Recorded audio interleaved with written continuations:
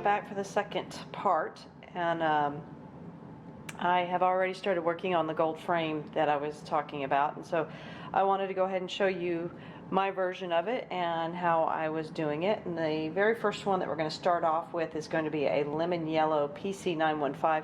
As you can tell, mine is pretty darn tiny. Yeah, so we're going to give this a go and see how it goes. So my frame, as you can tell, I've already kind of figured it out here, is just kind of around the edge. And what we're going to do first here is just put down the lemon yellow. So that's what I'm going to do first. I've been itching to get back into Ivy here because this has been a lot of fun coloring, and I want to keep going. And so I went ahead and did the other side. And then I wanted to come over here and get this side done as well.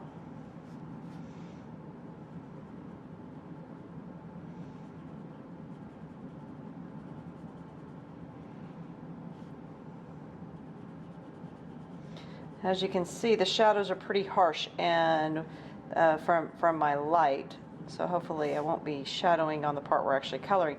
But that's because, of course, it's dead of winter and I'm having to really only color at night when I get home from work, so I don't have much natural light to work with, so I'm having to put some extra little lights onto the page for you to be able to see. Oh, let's not do what I did last time and keep going out of frame. So hopefully, I know the shadows are pretty strong, but like I said, I'm trying to keep the shadows off of what I'm actually, where I'm coloring, so.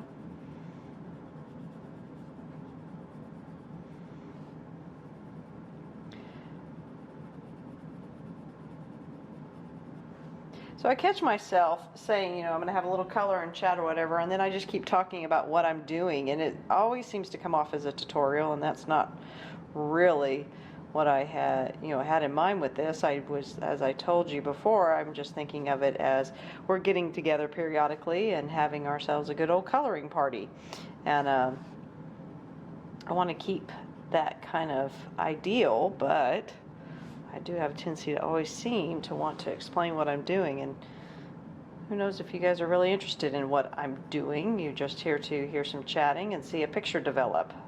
Might be what some people are for. Also, I was shocked at my last video how long it went just for the background, but I have to admit, you know, that is a huge portion. So hopefully the rest of this won't be. And what you might have noticed is that I also put up a speed coloring version of it. I figured, hey, there's some people who just like to listen to music and see a color develop and see what colors you're using and not all the chat. So it's a little extra work to do it, but it's definitely, you know, more work to do the color and chats than it is the other, the speed coloring. So I think I'll keep trying to do that when I can and when I think about it.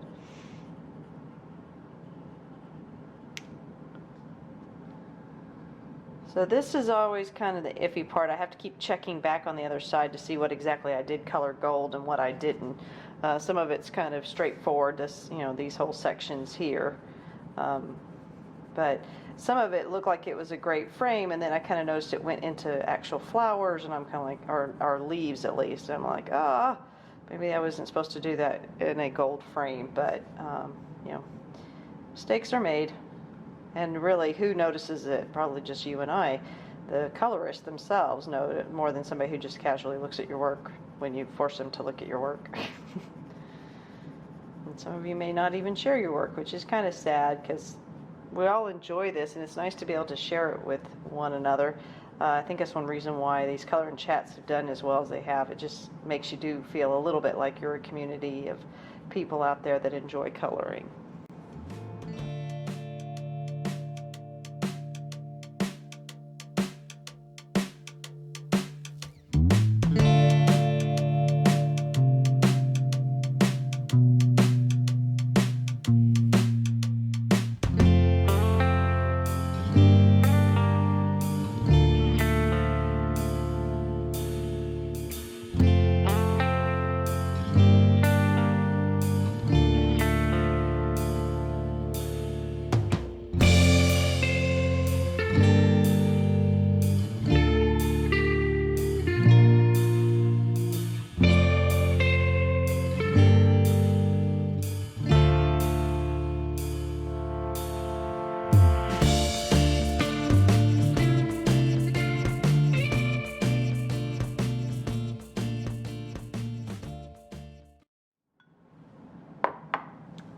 Now the next color that I use is going to be, let's see, PC942, and this is the Yellow Ochre.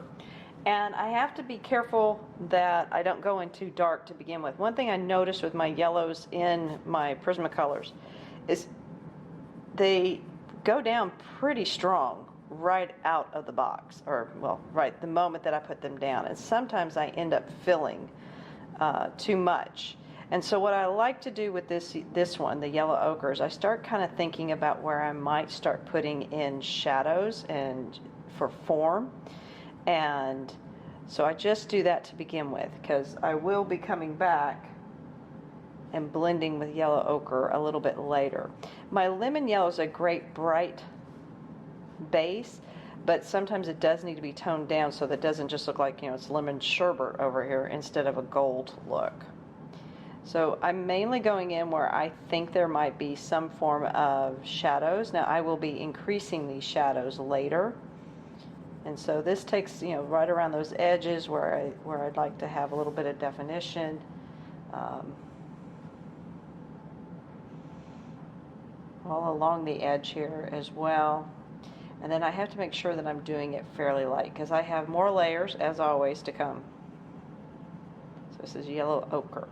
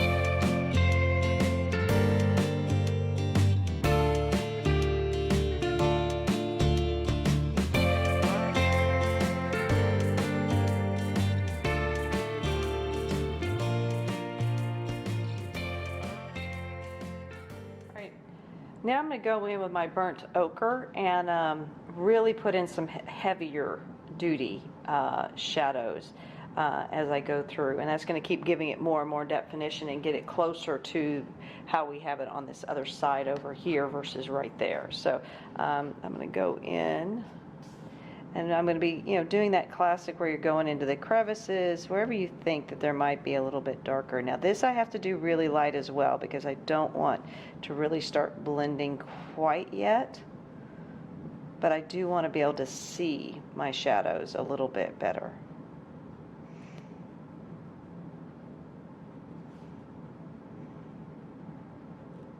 So something that you may or may not notice, I don't know how many people actually look underneath the video and look at the notes or whatever that we put sometimes in there. That's where I normally list, you know, what I'm using, or the book I'm working in, or the pencils I'm using, or all of the above, and just if people are interested. But what I've done a little differently this time is I've gone ahead and I've put the colors all listed out in the order that I use them, and if I repeat them, I'll even put that as you'll see it again in the list. And that just kind of tells you the orders, because since I do so much layering, and because I don't just do one element and then, you know, move on, I do all the elements with that layer. That I thought that would be helpful for you to have that list in there if you're interested. Again, these are all Prisma Premiers. That's all I'm working with right now in the book, largely because that is my complete set. And number 2, it works so beautifully with this paper in this book, and the blending has just been phenomenal. So probably also because they're the pencils I'm most familiar with and want to do a good job. Though, I've gotten some new pencils recently and started using them, and I have a coloring. My husband was really, really sweet. So my husband is down in the works in the city, New York City, and I go down probably once a month to see him and the apartment we have there, and then he comes up to Vermont on about at least 2 or 3 weekends out of the month, and but when I go down there, he's like, "You don't have any colors here," and I was like, I wasn't going to bring any because it's just you and I, and we're supposed to be spending time, and I don't want to get my attention diverted, if it's the only time that I'm really getting to spend with him. But there's times when we're back at we're not late night owls. We don't go partying out in New York City till 1, 2 in the morning. Instead, we're usually home by 8, 9 o'clock, and back in the apartment. And after a very full day, usually, of going through the city, and we have time. We have time when we're back in the apartment, and we watch television, but we don't watch a lot. And he recently has decided to pick up some drawing and some things along those lines. And so he does that while he suggested that I color. So what I've done is I've taken some books down there, and I'll keep them down there. And then I'm buying a set, and I'm not sure what set I want to buy of pencils to keep down there. And I kind of decided to take my Faber-Castells down there and my polychromos, and really that way when I'm there I can focus on using those being oil based. Though I have to say, in my heart of hearts, there's a part of me that really wanted to go ahead and do the Caran d'Ache Luminance. Is really kind of a set I would like to get and be able to play with. But those are, for me, would be like a Christmas gift.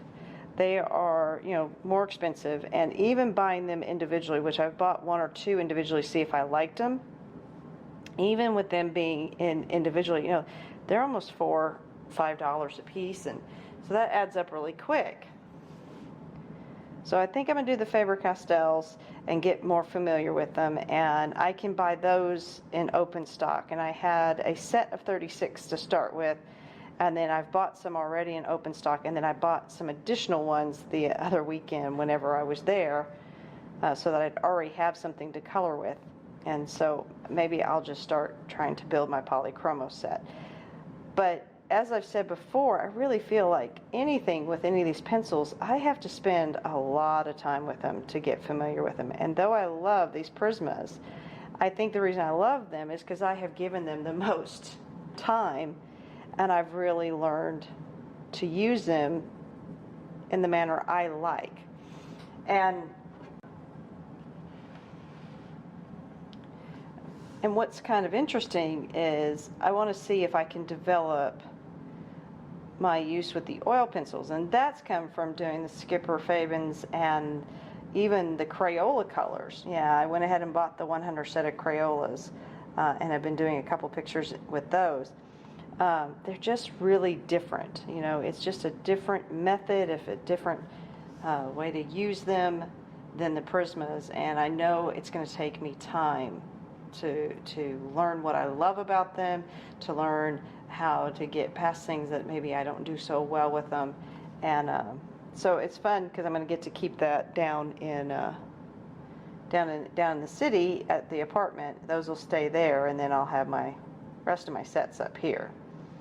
So he was very kind. He's encouraging me to continue coloring even when I come down there. But I'm also going to be going down there and spending some time, like a week. We have a break coming up, our winter break, and so I'll be going down there and spending it in the city and also at the apartment. So it'll be nice to have those to spend my quiet time during my break. So that'll be nice.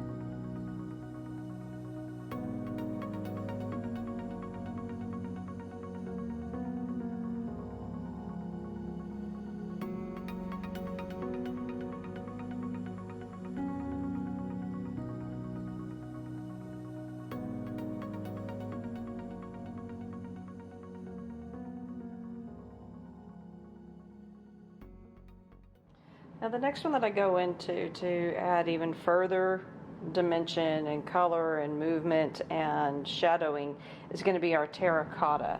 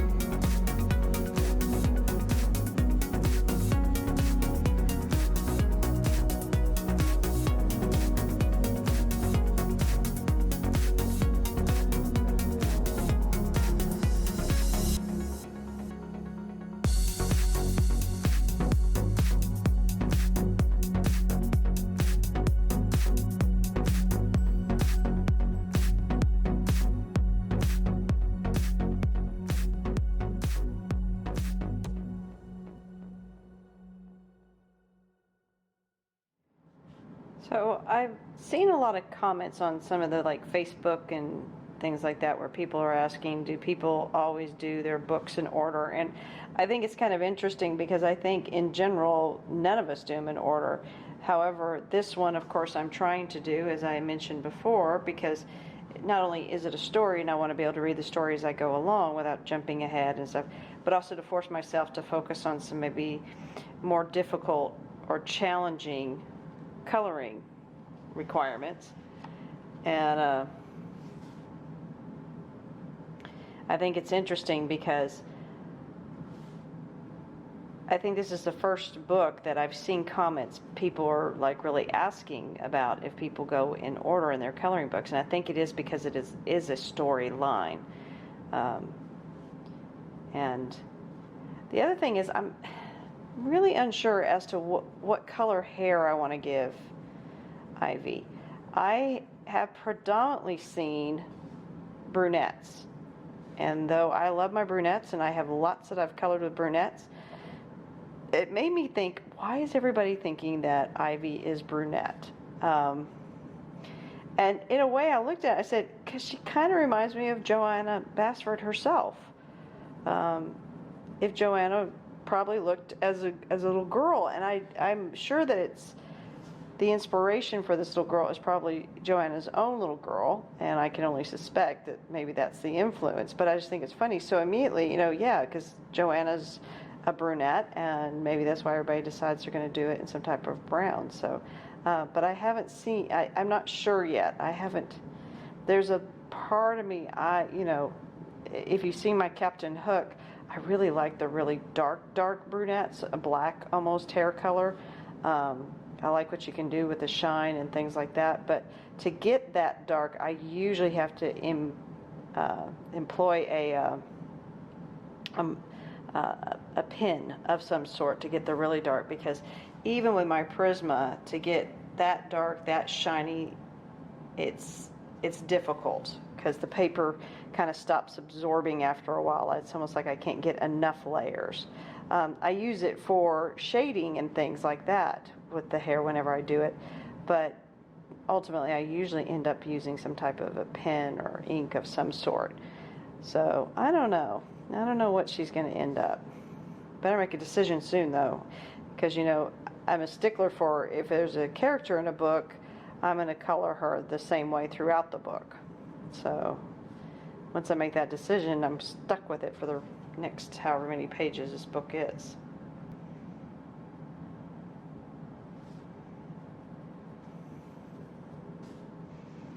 So the next one I'm coming in is chocolate. And again, just going to go in. It's a little boring, but those really deep crevices. Now, part of the reason that I do this many layers and these many different colors is with Prisma, they do blend.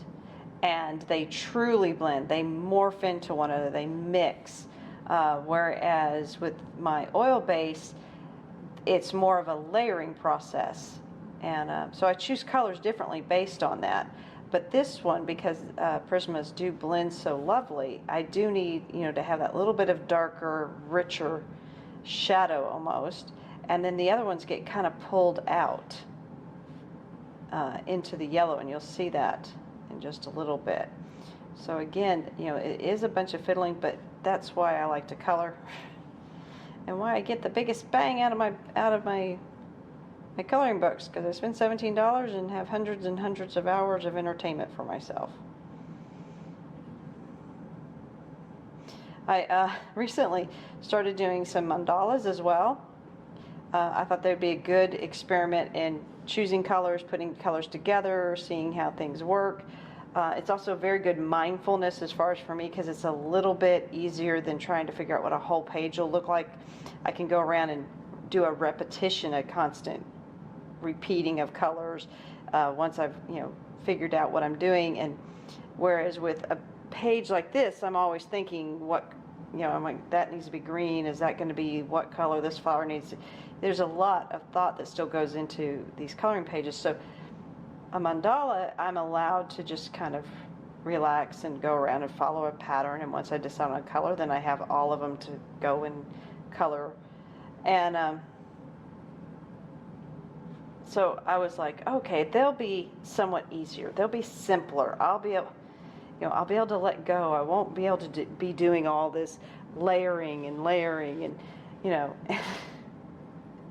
And, well, guess what? I still do the layering. I still go in, and I still, you know, I'm not satisfied with just one color or shade of that color. It has to be, you know, kind of a mix of colors. And I don't know why that is, but that's obviously, I must enjoy it to do that, you know, this fiddling and this adding this little bit of color. I mean, really and truly, you're probably looking going, why is she even bothering with let's see, what is it, chocolate?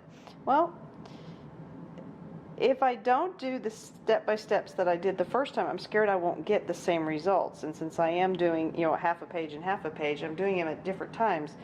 I want to try to get as close to the same results so that it looks like a balanced picture. So for me, I never know what part of that, if I didn't do the terracotta, would it look the same? It might.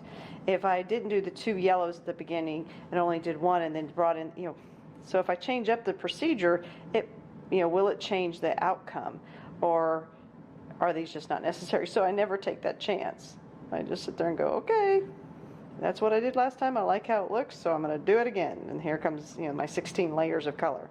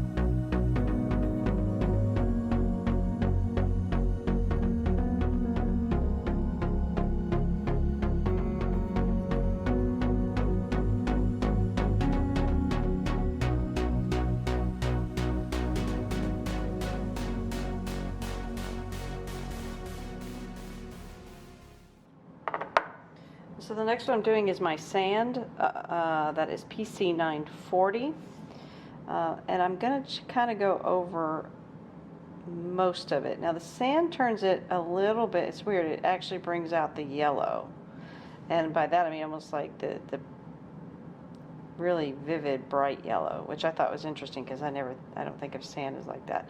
But I'm going to kind of start it as one of my first layers that I'm going to put in for more of the blending to kind of start smoothing it out, but I'm not pushing very hard right now. I'm adding this in because in my next layer we start pushing a little bit harder and you start getting more of those blends.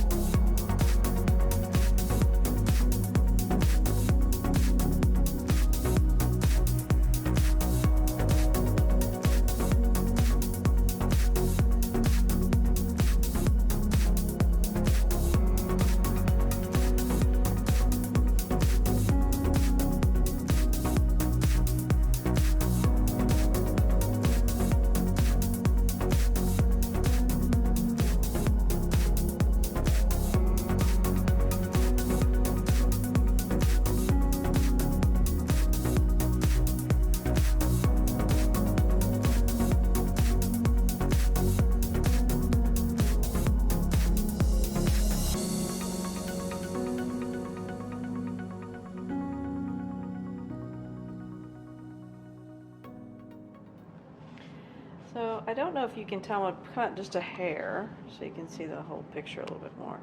It's really starting to balance out, though this is still a little bit what I would say darker looking than this. So that tells me that I do need to go ahead and continue on. And what I do this last little final blend is I do go back in with my yellow ochre.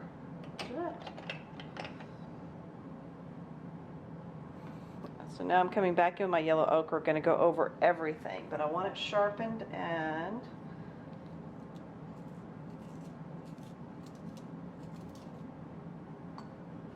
see if I can raise this up a little bit.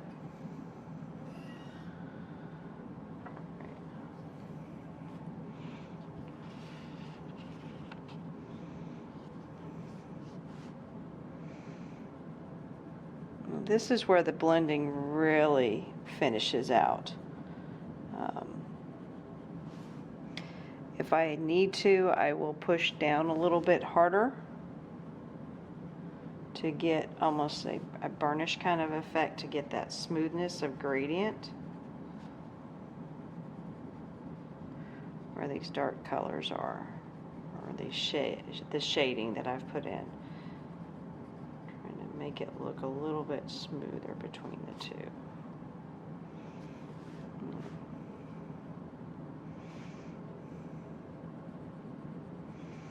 And this is where you'll see my little circles will start coming back in. And that's because it grabs a little bit. Let's see if I can get in a little bit closer. Hopefully that's... So it's actually grabbing some of that color and bringing it back out into the other yellows, so those darker shades. And that's what I was talking about with the Prismas, how well you create, almost get to create a new color because I'm pulling some of those layers. And again, if I leave out a layer, I don't know if I'll get the same shading look, and since we are doing a mirror image, that's important. Normally how I would do this if I wasn't filming it is I would go around and do the whole page, so all of this frame would be done in one setting or at one time, or so that I'm doing the shading exactly the same, because I'm coloring off camera and then coloring on camera, and sometimes it's a couple days in between. It's very important that I have my notes written down so that you know that I'm cheating. There's my notes written down so that I know what order I did them in. And for me, I won't deviate from that because it'll look too different.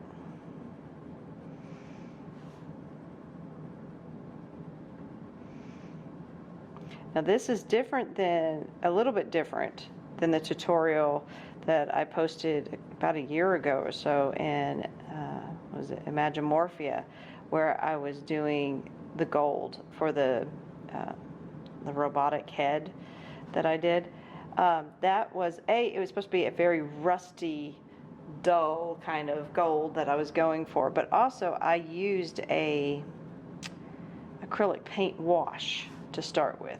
So the colors are very similar that I'm using in the method, except for I didn't start with the acrylic wash like I did on that robotic skull head in Imagimorphia. So that's a little bit different, but you could use that and do that here as well very easily. I just am kind of keeping it to Prismas only.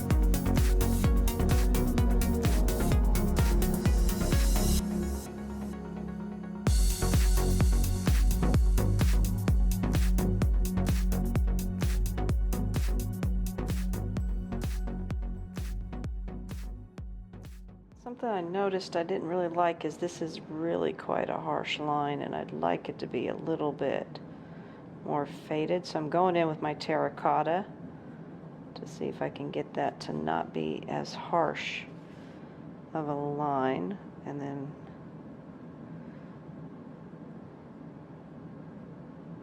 be something better that I can blend. So I'm going to try that and see if that works. Better. It's not great, but it's better. I've gotten almost too much on there at this point to really do anything about it.